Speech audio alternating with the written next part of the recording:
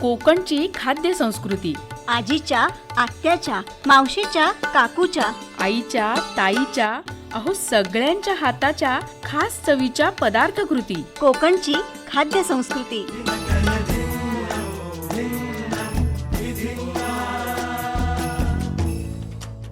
श्रोते हो नमस्कार.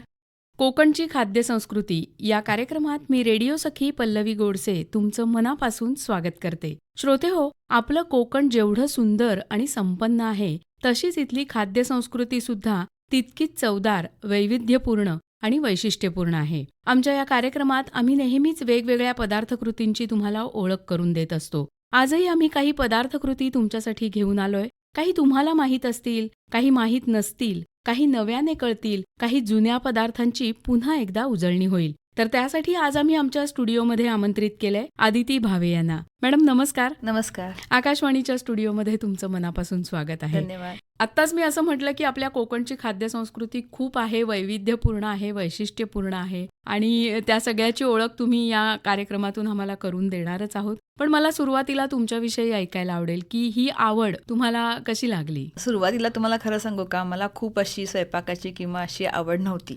पण नंतर हळूहळू असं एक पदार्थ करून बघूया, नवीन काहीतरी करूया, असं करत करत मी शिकत गेले नवीन. प्लस जुन्या गोष्टी आहेत त्या माझ्या सासूबाई म्हणा किंवा आपल्या आईकडून वगैरे अशा आपल्याला कळतात, त्यामुळे तसं मला त्या कळत गेल्या.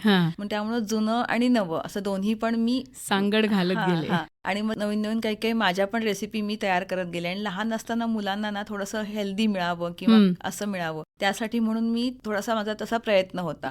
मग त्याच्यातनं माझ्या नवीन नवीन रेसिपी तयार होत गेल्या आणि मग अशी ती आवड डेव्हलप होत गेली. अच्छा. आणि इथपर्यंत आज तुम्ही येऊन पोहोचलेले आहात. आज आपण छान पदार्थकृती श्रोत्यांना सांगणारच आहोत. पहिली कोणती आहे पदार्थकृती? आपल्याकडे साधारण नारळापासूनच बऱ्यापैकी पदार्थ आपण करत असतो किंवा बऱ्यापैकी नारळ असतो आपल्या सगळ्या पदार्थामध्ये. तर नारळापासूनच आपण थोडासा एक प्रकार करणार आहे आता. आज तर आपण पोहे आणि नारळ ह्याच्यापासून सुरुवात करूया. अरे वा. आणि तुम्ही म्हणालात तसं की कोकणात आपल्या भात, पोहे, भातापासून बनणारे पदार्थ आणि नारळ हे म्हणजे प्रसिद्धच आहे. पहिला पदार्थ कोणता आहे? पहिला पदार्थ आहे आपला कोळाचे पोहे करू आपण.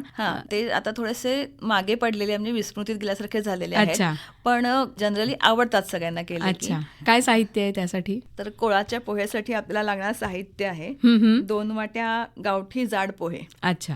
त्याला चव छान असते जरा गावठी पोह्यांना, म्हणून ते घ्यायचे जरा. 2 वाट्या ओलं खोबरं, 3 वाट्या पाणी आणि साधारण चिंचेचा कोळ आपण करतो तसा घट्ट असा कोळ केलेला असतो तो 3 ते 4 चमचे इतका लागेल आपल्याला. गुळ लागेल, म्हणजे आपल्याला कसं गोड हवंय त्याप्रमाणे 1-2 चमचे बारीक किसलेला गुळ इतका लागेल. आणि 1 चमचा साजूक तूप, हिरव्या मिरच्या 2, सुक्या मिरच्या 2 आणि मोहरी, हिंग, जिरं हे आपल्याला फोडणीचं साहित्य. Okay okay. आणि कढीपत्त्याची पानं, चवीनुसार मीठ. वा वा. म्हणजे तसं साहित्य अगदी घरातलंच आहे.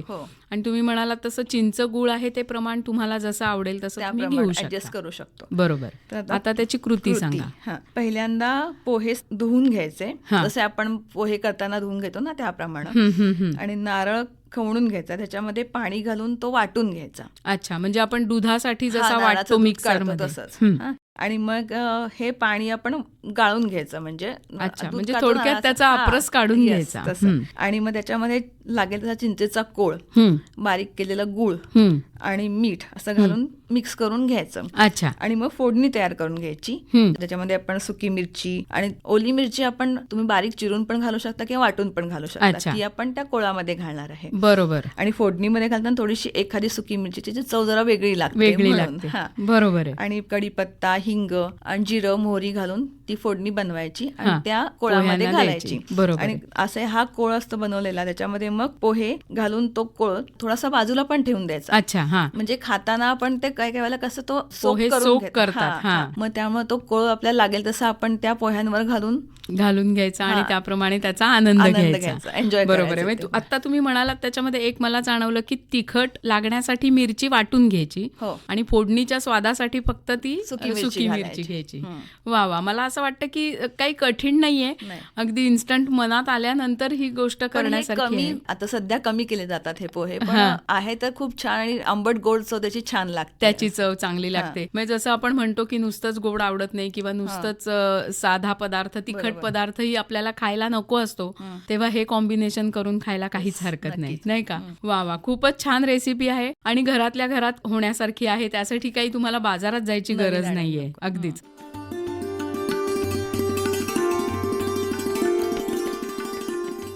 मॅडम, दुसरा पदार्थ कोणता आहे? दुसरा आपण घावण्यांमधलं घेऊया. हा, आता जनरली आपण तांदूळाचे घावणे करतो, बरोबर. तर त्याच्याऐवजी आपण नाचणीचे, म्हणजे नाचणीचं पीठ आपल्याकडे शक्यतो असतंच घरामध्ये. बरोबर. नाचणीचं पीठ साधारण 1 वाटी घ्यायचं, त्याच्यामध्ये 1-2 चमचे तांदूळाचं पीठ घालायचं आणि मग लागेल तसं पाणी घालून, मीठ घालून ते आपले रेग्युलर आपण बिडाच्या तव्यावरती करतो तसे घावणे करायचे. अच्छा, हा. तांदूळाचं पीठ बाइंडिंग साठी करायचं थोडंसं का? बाइंडिंगला किंवा कुरकुरीतपणा त्यानं येतो. नाचणीनं पण ऍक्च्युली येतो, पण एक थोडंसं अजून तांदूळानं अजून क्रिस्पीनेस याचा वाढतो, बरोबर. असं घालायचं. आणि नाचणी हे सुद्धा आपलं कोकणातलं एक कोकणातलं मुख्य अन्न आहे. आहे. सगळ्यांच्या घरात ते असतंच. आणि त्याच्याबरोबर मग तुम्ही नारळाची चटणी वगैरे असं घालून किंवा थोडंसं लोणी तूप बरोबर खाऊ शकता. ते तुमच्या आवडीचं जे असेल त्याप्रमाणे तुम्ही करू शकता. हा पदार्थ सुद्धा मला वाटतं काही खूप त्याच्यासाठी साहित्य पण नकोय. करतो ना आपण तसेच हे थोडं फक्त नाचणीचे असे म्हणून. हे तुमचं इनोव्हेशन आहे की आपण तांदूळाचे घावन करतच असतो, पण त्याच्याऐवजी नाचणीचे केले तर थोडी चवही बदलते आणि त्याची पौष्टिकता सुद्धा आपल्याला मिळते. आणि जरा वेगळं काहीतरी, सगळ्यांना सतत काहीतरी वेगळं खावंसं वाटत असतं, तर त्यासाठी हे एक मला वाटतं खूप चांगला ऑप्शन आहे, नाही का? मॅडम, यानंतरचा पदार्थ कोणता आहे? यानंतर आपण करणार आहे मोकळी भाजणी, जी म्हणजे पौष्टिक आहे आणि एकदा साधारण 1 वाटीभर वगैरे खाऊन झाली की अगदी पोट आपलं भरतं, व्यवस्थित भरतं. त्यामुळे नंतर अगदी जेवणापर्यंत काही दुसरं न खाता बसलं तरी चालू शकतं. नाश्त्याचा पदार्थ आहे का हा? नाश्त्याचा किंवा संध्याकाळच्या खाण्याला असं. अच्छा अच्छा. काय साहित्य काय लागतं याला? साहित्य आहे भाजणी आपली आपण घरात बनवतो ती, 2 वाटी तेल, पाव वाटी, थोडासा ओवा घालते मी, म्हणजे का तर ओवा आपल्या पचायला वगैरे हलका, म्हणून 1 पाव चमचा ओवा, लाल तिखट 1 चमचा, मध्यम कांदा 1, तुम्ही कांदा स्किप पण करू शकता. अच्छा. आणि फोडणीचं साहित्य नेहमी लागतं तसंच ते, आणि 1 वाटी ताक. अच्छा, बर. आणि ओलं खोबरं, कोथिंबीर. मॅडम, तुम्ही आता भाजणीचा उल्लेख केलात की याच्यासाठी भाजणी लागेल. जरा भाजणीसाठी काय काय लागतं तेही सांगा.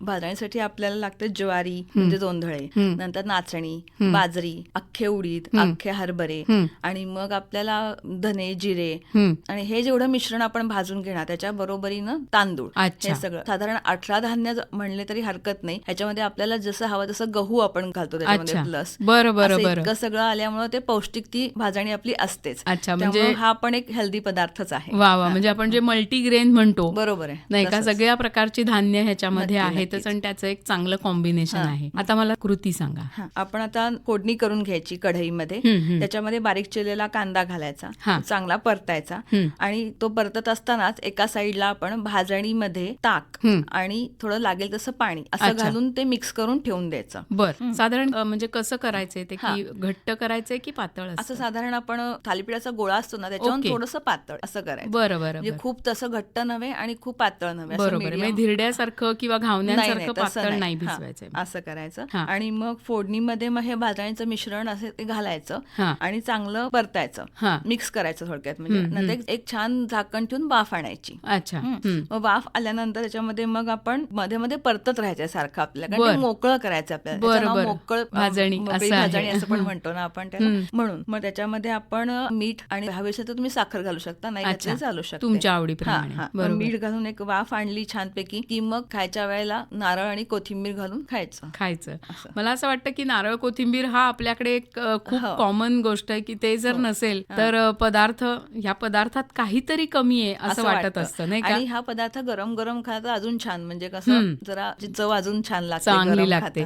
आणि आता सध्या पावसाळा चालू आहे, आपल्याला काहीतरी छान गरम खायचं असतं आणि पुन्हा चविष्ट खायचं असतं, खमंगही खायचं असतं. तर मला असं वाटतं की थोडंसं प्री प्लॅन केलं तर हा पदार्थ नक्कीच होऊ शकतो, आणि नाही कोणी का? पाहुणे वगैरे आले तर त्यांच्यासाठी म्हणजे वेगळं एक अजून पदार्थ. बरोबर आहे. थालीपीठ आपण किंवा वडे करतोच, हा. पण हे एक पटकन होणारा असा हा प्रकार पदार्थ आहे. म्हणजे त्यांच्याशी गप्पा मारता मारता इकडे इकडे होऊ वाफाही येऊ शकतं. शकतात. अगदी खरी गोष्ट आहे. खूप छान पदार्थ आहे हा. आणि मला वाटतं या एका पदार्थामध्ये जसं तुम्ही म्हणालात तसं की एक वाटीभर किंवा एक डिशभर जर तुम्ही खाल्लं तर किमान 2 तासाची निश्चिंती आहे. मला वाटतं श्रोते हा पदार्थ नक्कीच करून बघतील आणि आवडेलही तो सगळ्यांना. आपल्याकडे कोकणात बऱ्यापैकी होत असतो हा, हा, हा. पण हल्ली जरा मुलांना थोडंसं विसर पडलंय ह्या गोष्टीचं, त्यामुळे आपण पुन्हा जरा लोकांना आता नवीन नवीन गोष्टी हव्या असतात, पण पुन्हा या गोष्टींकडे जर आपण आलो तर ह्या गोष्टींची आपल्या शरीराला गरज असते नक्कीच. आणि मग त्याचा उपयोग आपल्या आरोग्यासाठी पण होतो. हो. आणि जी जिभेची तुमच्या आवड आहे की चमचमीत आणि चटकदार, तर तेही याच्यातून आपल्याला मिळू शकतं. नक्की.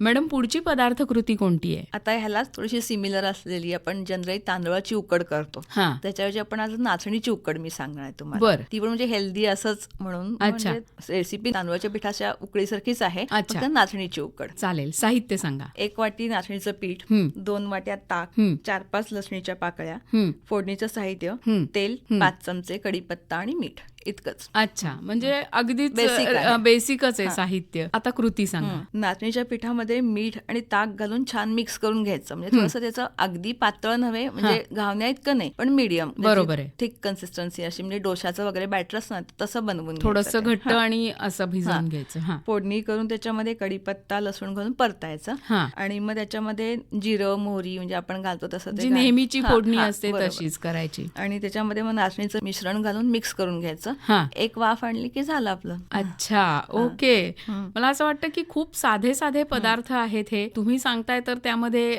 काही याच्यामध्ये लसूण आहे, काही याच्यामध्ये कांदा आहे, काही याच्यामध्ये धान्य आहेत. हो. आणि मला वाटतं त्याची पौष्टिकता वाढवण्यासाठी हे खूप गरजेचं आहे. याच्यामध्ये तुम्ही अजूनही वैविध्य आणू शकता. जसं तुम्ही आता म्हणालात की तांदूळाच्या पिठाची उकड हा एक पारंपरिक पदार्थ आहे, त्याला तुम्ही इनोव्हेट करून नाचणी केली. इतर अजूनही कोणती पिठं घालून तुम्ही अशा पद्धतीने उकड करू शकता, नाही का? Yes. म्हणजे मला वाटतं जसं जसं ज्या ज्या प्रदेशात जे पिकत असेल किंवा ज्याची तुम्हाला आवड असेल, ज्वारीची पण छान होते तशीच. हा, तेच म्हटलं. आणि आता श्रावणामध्ये कुणाला लसूण कांदा नको असेल ना, ते तुम्ही स्किप करून नुसतीच बनवू शकता बनवू कढीपत्त्याच्या शकता. फोडणीवरती. कढीपत्त्याच्या फोडणीवरती. मला असं वाटतं की आलं आणि मिरची हे कॉम्बिनेशन, लसूण आपण जर स्किप करणार असू हो. तर त्यासाठी चव चांगली यायला हो. चांगलं जाईल, हो, नाही का? आणि तिखटासाठी ह्याच्यात तुम्ही मिरची घालू शकता. मगाशी मी सांगता विसर लावतात, काही हा. हरकत नाहीये. कुठलंही पीठ तुम्ही वापरू शकता आणि उकड करू शकता. आणि मला असं वाटतं हाही पदार्थ एक झटकन होणार आहे. सकाळच्या न्याहारीला आपण करू बरोबर. शकतो किंवा तुम्ही म्हणाला तसं संध्याकाळच्या खाण्यासाठी सुद्धा करू शकतो. मस्त एकदम.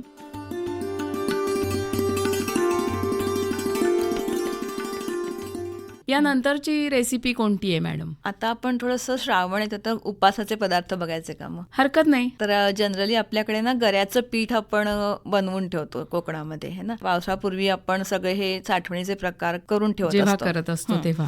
तर फणसाच्या गऱ्याचं पीठ असतं, त्याच्यापासून थालीपीठ असं मी तुम्हाला सांगते. फणसाच्या गऱ्याचं पीठ कसं करायचं हे पण आमच्या श्रोत्यांना सांगा. आता फणसाचे आपले गरे असतात ना, जे आपण भाजीसाठी वापरतो. अच्छा, ते कच्चे गरे कच्चे म्हणजे. गरे. हा. बरं. तर ते त्याच्यामध्ये आठला बाजूला काढून त्याचं म्हणजे क्लीन करून व्यवस्थित ते सुकवून घ्यायचे गरे. अच्छा. आणि मग ते चांगले सुकले की मग अच्छा. त्याचं ते आपण घरघंटीवर किंवा ह्याच्यावरती पीठ करून घ्यायचे. अच्छा. आणि हे पीठ बाजारातही मिळतं का? मिळतं, बाजारात मिळतं. अच्छा अच्छा. आता मला याचं साहित्य सांगा. सांगते. गऱ्याचं पीठ 2 वाटी. हं. याच्यामध्ये मी एक वेगळं घातलं, म्हणजे राजगिऱ्याच्या आपल्या लाह्या मिळतात ना, बर. त्या लाह्या जनरली कुठेही मिळतात. म्हणजे हो हो. त्या साधारण अर्धी वाटी, एक जरा वेगळी चव यासाठी आणि बाइंडिंगला पण आपल्या ते उपयोगाला येतात म्हणून. बरोबर. त्या अर्धी वाटी. मोठा उकडलेला बटाटा 1, जिरं 1 चमचा, मिरची 2, नंतर बारीक चिरलेली कोथिंबीर, दाण्याचं कूट आणि चवीनुसार मीठ, तूप गरजेनुसार. बरोबर. असं. उपासाचा पदार्थ आहे त्यामुळे हो, तुपाशिवाय त्याला तुपा पर्याय नाही. तर मिरची आपण बारीक वाटून घ्यायची. हा.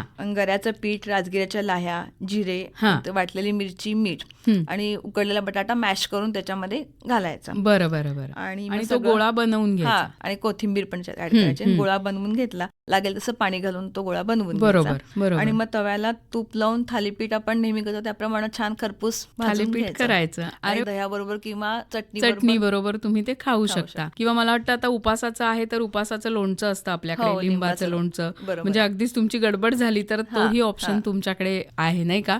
आणि उपासाचा जरी पदार्थ असला तरी तुम्ही कधी अधेमध्ये सुद्धा खाण्याला किंवा नाश्त्याला हे करूच शकता, नाही का. आणि राजगिऱ्याच्या लाह्या घातल्यामुळे त्याच्यामध्ये अजून थोडंसं म्हणजे कसं वेगळा जरा चव त्याच्यात येते. म्हणजे नेहमी आपण गऱ्यांचं करतो त्याच्यापेक्षा हे थोडंसं अजून वेगळं काही. बरोबर आहे. आणि त्याला मला वाटतं एक कॉम्बिनेशन पण होतं की गऱ्यांची पण एक ती चव, लाह्यांची चव आणि बटाटा त्या सगळ्यांना बाइंड करतो. मला असं वाटतं खूप सोप्या या गोष्टी आहेत, घरातलेच पदार्थ आहेत. पुन्हा एकदा परत म्हटलं असं की बाजारात जायची काहीच गरज नाहीये. थोडेसे तुम्ही प्री प्लॅन असाल तर तुम्ही या गोष्टी करू शकता. म्हणजे जसं या पदार्थासाठी तुम्ही आता म्हणालात तसं की तुम्ही गरे वाळवून त्याचं पीठ करून ठेवलेलं असेल तर पावसाळ्यात अगदी श्रावण याची वाट बघायची सुद्धा काही गरज नाहीये, तुम्ही कधीही ते करू शकता. मला वाटतं खूप छान आहेत ह्या आपल्या पारंपरिक रेसिपी आहेत. आणि आज आपण जेव्हा बघतो की लोक थोडेसे सजग झालेत आरोग्याच्या बाबतीत की सगळ्या गोष्टी पोटात जायला हव्यात आणि पौष्टिकताही त्याच्यामध्ये हवी. आणि मला असं वाटतं की असे पदार्थ केल्याने पारंपरिकताही जपली जाते, संस्कृतीही आपण थोडीशी जोपासतो आणि जे आपल्या इथे पिकतंय त्या सगळ्याचा वापर करून हे पदार्थ बनवले जातात. मला वाटतं ही एक खूप मोठी गोष्ट आहे की बाहेरून विकत आणून करण्यापेक्षा जर आपल्या परसावात फणस असेल तर ते सहज होऊ शकतं, किंवा नसेल जरी तरी बाजारात फणस सहज उपलब्ध असतो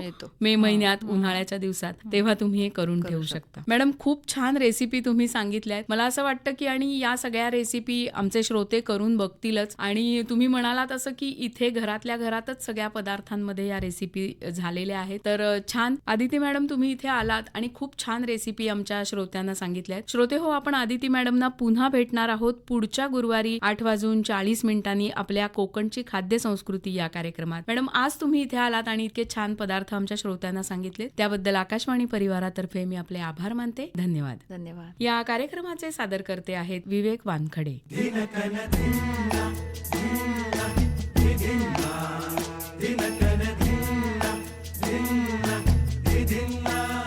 कोकणची खाद्य संस्कृती आजीच्या, आत्याच्या, मावशीच्या, काकूच्या, आईच्या, ताईच्या, अहो सगळ्यांच्या हाताच्या खास चवीच्या पदार्थ कृती. कोकणची खाद्य संस्कृती.